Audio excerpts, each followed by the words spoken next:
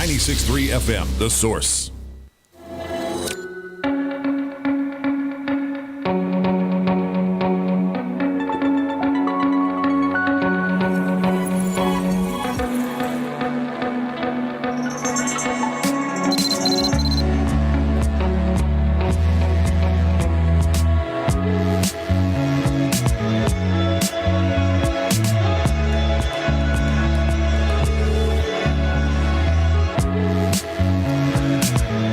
Thank you for tuning in. 24 minutes before 10 o'clock. I'm always amazed at different things you can hear from the human condition, the human spirit, the things that many people go through that just make you realize that there's something pretty amazing that we're all a part of. Our next guest is going to share an amazing story that she was a part of that affected her whole community, by the way, and that will probably affect everybody who hears it. So be prepared for this community to be affected simply by the telling of the story. It's in a book called Strange Beauty. It's actually a memoir. Eliza Factor is the author, and she's the guest that we have on the phone right now. She is the mother of a young man named Felix, and Felix is Eliza's oldest child. Nonverbal, born with multiple disabilities that include cerebral palsy and autism. Eliza Factor is the founder and president of the board of a group called Extreme Kids and Crew, which is a nonprofit community center that connects families with children with disabilities through the arts, music, and play in one of our favorite boroughs, Robin, Brooklyn. Yes. She's the creator of the Felix Awards. She's named the New Yorker of the Week.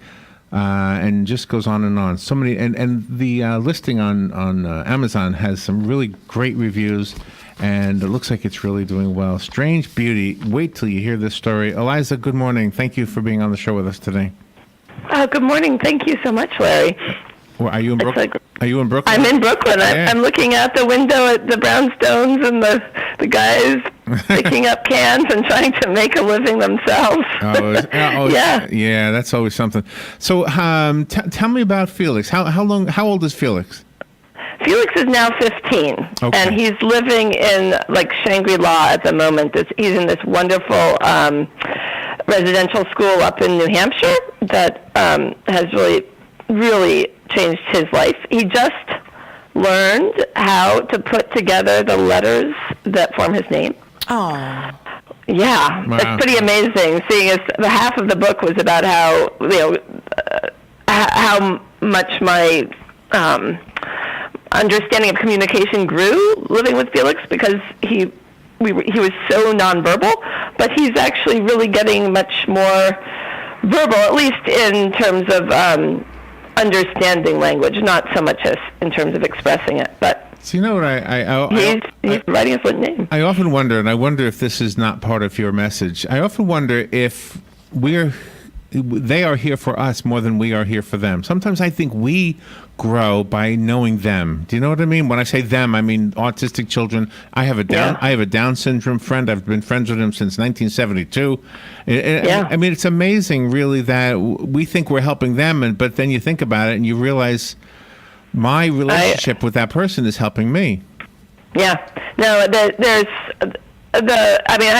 being with Felix just immediately takes you out of the rat race. It takes you out of like status stuff. It just takes you out of all of the cultural crap we're always wading through, and gets you right to the core of being alive right now on the planet, on this incredible earth we live on. And he's also like he has this power to bring people together, which is really what I wrote about in that book. I mean, there's something about him. I mean, I don't want to say it's about all people with disabilities, because that's an enormous group of people. Yeah, but, right. But he is. There's something about his energy that really affects people, and so through him, just like my world has expanded so much. And I guess one of the things I wanted to write about in the book is when he was a baby, my world seemed to constrict so much because we were just in hospitals all the time, and everything was so. We were just so worried, and nobody seemed to understand our condition, and da-da-da. And then as he grew, and I began to understand him better and become less scared. he attracted so many people to us that I have a bigger life now than I would have ever imagined. Wow. And would you? Yeah. Okay. So you wouldn't have imagined this when he was first born. What? No, not at all. If you could go back in time to the day when you first found out he was autistic, what would you say to yourself? I mean, what? And that message might be a good one for somebody to hear today who's going through that right now. Yeah, I mean, I guess it came in steps for us because he has multiple disabilities. So I think the kind of crushing blow I got was from a neurologist after he'd had an MRI. He was a year old at this point, and he was such a cute baby at this point. He had gotten over his colic. He was happy. He was, embracing the world. And I was like, he's going to be okay. And then I got this telephone call that he had lost a significant amount of white matter in his brain in utero, probably due to a virus. And it wasn't the sort of cells that can regenerate. I mean, this was like a permanent condition. And I said, well, what does that mean? And the neurologist said, well, he's going to be significantly to moderately disabled throughout his life. And I said, well, what does that mean? I mean, will he be able to walk? Will he Right.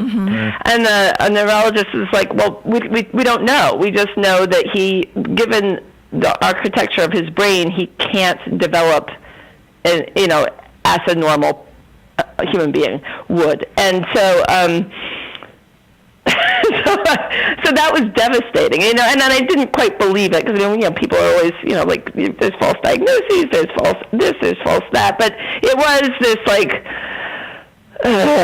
real feeling of despair for a moment. But then the thing is that Felix himself was so brave and so funny and so interesting, and I was like, there's so much there. And so following him took I was like, I'm not going to worry what the doctors say. I'm just going to follow him and see what he can do. Oh, I love what you just said right there. And not that we should ignore doctors, but of course. I think what you just said is how love manifests itself in those circumstances. I think the love you have as a parent, as a mother, supersedes everything else, and is probably the main reason that he is who he is today. That's just my thought on this. I mean, do you agree? I agree. I mean, I was very loved as a child. I mean, I think love is an interesting thing, and it manifests itself differently in different families and according to how much sleep you get. But but if you have been given a lot of love, you know how to give it back, and so I mean that's just one of those things, whenever you can give it, do, because that is something that is not equally distributed, and but then there's people like Felix that seem to just it pours out of them when he's in the right mood. And it shows. Lebanon pours out. It shows in your writings. I mean, you were brave enough to have children after Felix, and his sisters, they had this bonding thing going on. Mm-hmm. Yeah. His sisters have their own world, and it's really nice to have.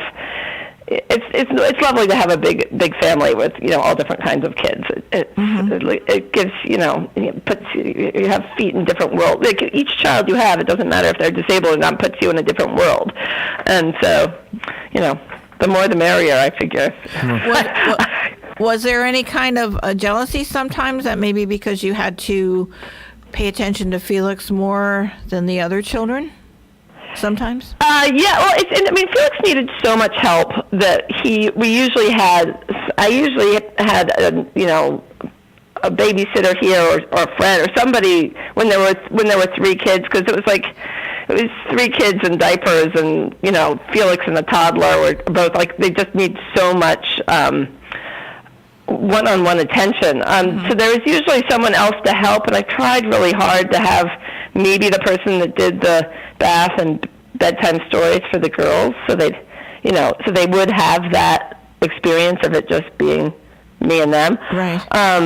But I do remember this time where Happy was learning how to get dressed, and you know how hard that is. I mean, it's still hard sometimes. It is, I know. Get dressed. I know, I get that. And she was like, what's that? She's like, Felix never has to. Like, somebody will always dress him. Yeah, right. She really did think it was a better deal having immense physical disabilities and, like major cognitive, lags, than having to go through like regular preschool and all of that stuff. It was then as they got older, they were like, oh, we got it pretty good. So he's in New Hampshire right now, and does he live up there? He is. He is. Yeah.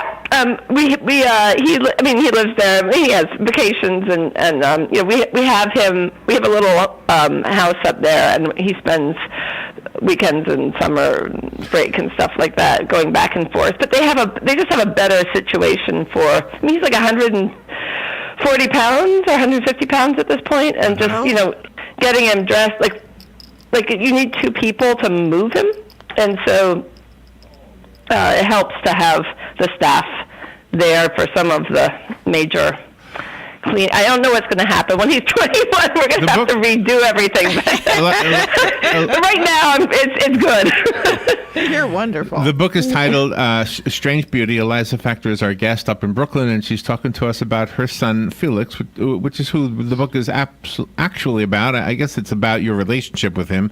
Tell me the title. What does the title imply? Strange Beauty. What does that mean? Well, I guess there's the word disability is a tricky one. People don't. Well, people kind of shy away from it. I mean, there's some disability activists that have started to embrace it and turn it into like a rallying call. But a lot of most people are like, I don't have a disability. Don't call this a disability. And so, and I, when I think about Felix, I don't, in my deep heart, I don't think of him as disabled. I think of him as Felix. But I also do think of him as strange. I mean, he's not a normal guy, Like, if you say I have a 15-year-old boy, most people are not going to picture Felix. And so, to me, strange has it's another word for weird or disabled or whatever, but it connotes this kind of mystery and beauty. I mean, I find strange mysterious, I guess. Was his behavior, I don't know if strange is appropriate here, but would it have been considered strange, any of his behavior? Wasn't he slapping himself at one point, or does he still? Oh my God, yes. No, one of the main reasons I wrote the book is to really take a deep dive into how violent our family became, because a lot of families dealing with autism are living in real kind of dangerous situations, and they're not getting the help. They're just not getting enough help, and they need more. And it's not like parent trainings, but they actually need more physical help, like people coming in and helping bring down the tension, helping rearrange people's lives, just helping with childcare, which just isn't happening enough, and it's making for a really dangerous situation in a lot of our families, and I think people are understandably afraid to talk about the violence of their children because they don't want their children going to jail. A lot of kids that are autistic and not also physically disabled get put in juvenile detention. So they're protecting their kids, and it's not the kids' fault. But they need understanding, they need help, and the parents need help because they're exhausted. So it was, in that sense, I really felt a need to write that book just to, get it hopefully into the hands of law enforcement and social workers and stuff like that. So what does he respond to? Does he respond to music or to music or movies or sports? Does he respond to anything? Oh yeah, music. Imagine Dragons is his favorite right now. He loved America, Horse with No Name. He goes he finds these songs somehow, and then they are his song for a year, and everything works when the song is playing. So what's the one now? Imagine Dragons Radioactive. Imagine Dragons Radioactive. I guess I have to look that one up. I know a Horse with No Name. I don't know the Imagine Dragons. Music is huge. Ice cream. And he loves swimming.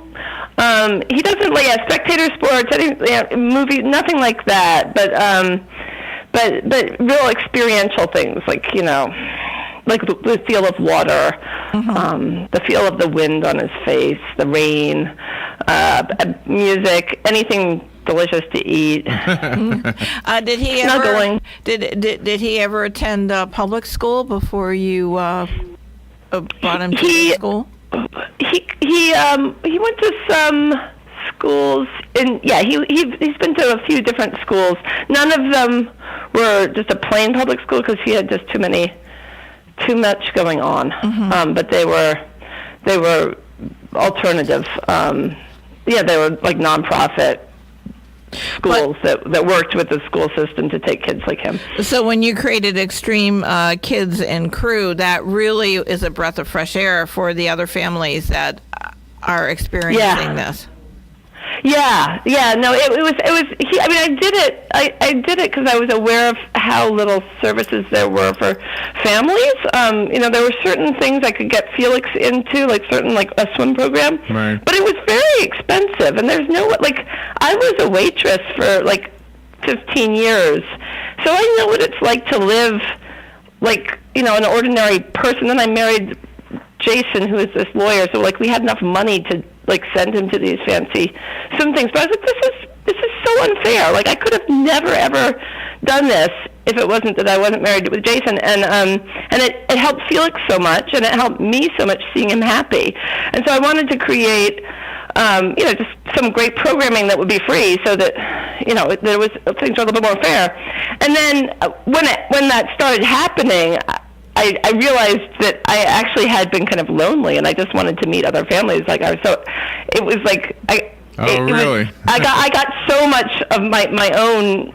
I got so much satisfaction from starting Extreme Kids. I can't begin to tell you how much energy it gave me. Let me tell you a little quick story about this town. We have a school here called, what's it called again? New Horizon. And they specialize in helping children with autism. And autism is one of those things that you don't hear about. Well, maybe you do now more often, but when they came to us years ago, they were afraid that they weren't going to be able to stay open because the money wasn't there. There was all kind of problems, and they asked us if we could help. And the only thing we can really do is get the word out. And so but the good news is by getting the word out, next thing you know, the TV station got the word, and the newspaper got the word, and other radio stations got the word, and we were like the kindling wood. But the real big fire was the media in general. Everybody who does what we do through different mediums, magazines, etc., they were all talking about it. And next thing you know, not only are they getting support from the community financially, but they're also getting more clients, kids who, oh my gosh, I didn't know there was a school like this. And so I said all that to say this, is this same thing happening in your community? And I guess as part B to that question is, do you plan to expand to other communities in the country like ours right here? Right. The press is incredibly powerful. It's every time we've had an article about us, more people have come in. We've gotten just more donations. You guys are so helpful to us. So all nonprofits in general love you. Thank you. As far as expanding, we're still pretty small budget for that sort of thing. But what I have on our website is a do-it-your-own toolkit, just explains how I started Extreme Kids, and it's free. If you download it and use it, we'd love for you to give us a donation. But what's the website? The website is extremekidsandscrew.org. Okay. And I think, actually, let me go on. I think that the toolkit is under About, probably. It just says DIY toolkit. Okay. But it has kind of a modified chapter from the book, and also the real technical stuff about insurance and what you're looking for in a room and equipment, and just stuff that we found was helpful. And all right, I found that. I'm looking forward to, because what you're doing right now is live, but this will be up as a recorded podcast later on. And what we'll do is we'll put the link to extremekidsandscrew.org on there, and with a little explanation of how you can create your own. Perfect. Thank you. Sometimes we have spoken to people that autism has broken up families, but yours seem pretty strong. Yeah, I mean, I think any real big disruption, like a move or a death or, a great illness, it affects people different ways, and it can push people in opposite directions. But it happened, luckily, that it brought, Jason and I were pretty much on the same page. And Jason got a chance to really show what a strong and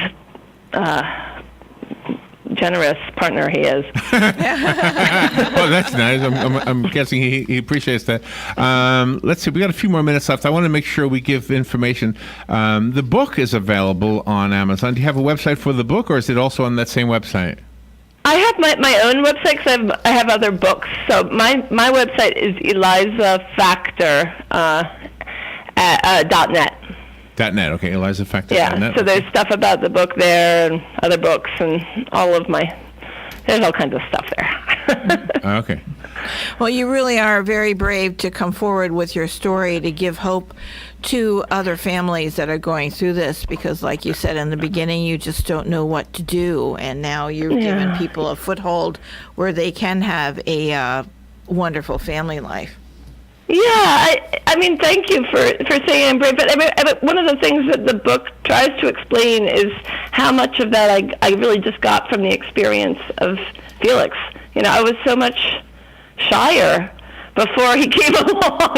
And I mean, if you imagine being shy and pushing a stroller with like a 10-year-old screaming and kicking and howling down the street, you can't, you just can't hide anymore. So yeah, it's really a combination of him and me that's made all of this. I just added a photo from your website. I'm hoping this is Felix. It was on the link to the book. You guys are on the beach somewhere. It looks like. Yeah. Like, is that Florida here? It looks like it down here. It might have been. I think we were on vacation. Oh, okay. I think we were visiting our relatives in St. John. Okay, That was a great vacation. Robin just told me we're running late. We were supposed to wrap it up like 6 seconds ago. Okay. Thank you so much for being on with us, Eliza. Good luck with everything, and then tell Felix that we said hello. Yeah. I surely will. Thank you so much, both of you. You're welcome. Bye-bye. I'm going to try to end with that song she was talking about. We'll be right back. Bye.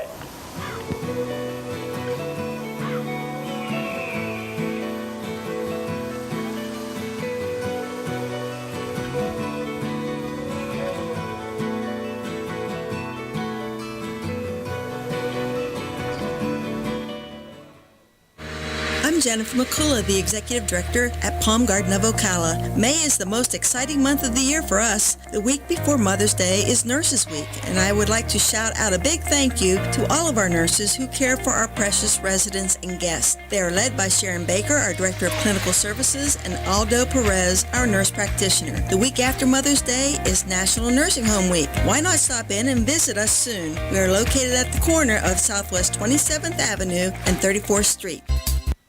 Hooray for all the moms in our lives. Right from the start, she was the one who nurtured you and supported you in every pursuit. This year, you are going to cater to her. Call Honey Baked Ham at 352-861-0011 and order all her favorites. If it's just the two of you or the whole family, this is her day. And Honey Baked Ham makes it easy for you to pamper mom. Now call 352-861-0011. Or stop by 2709 Southwest 27th Avenue behind Best Buy.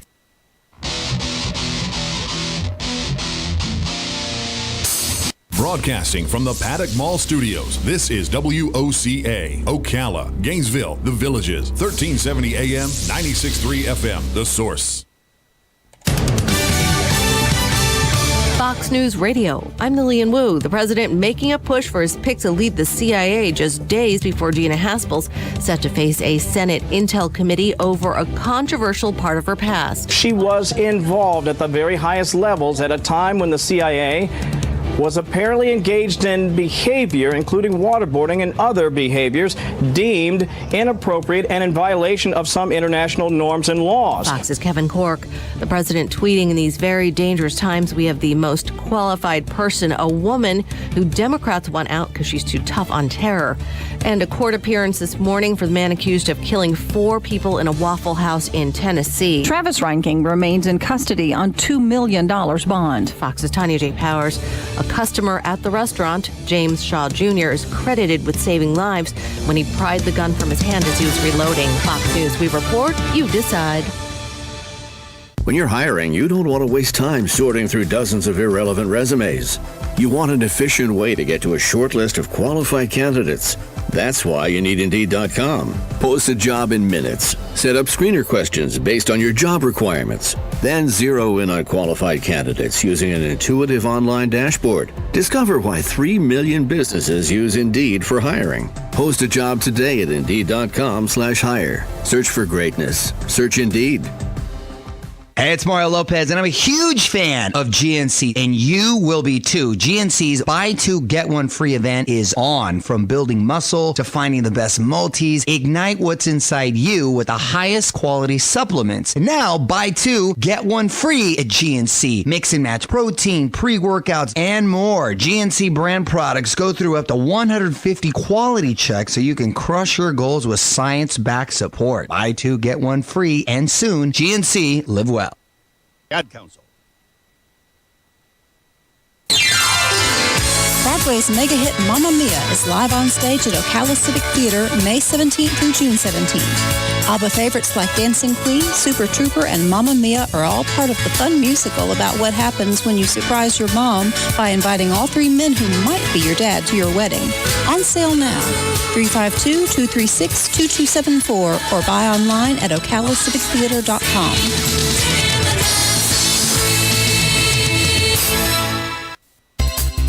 Here is your 1-minute news brief from the source WOCA. It's election season, and this year the big money is pouring in earlier than ever. Governor Rick Scott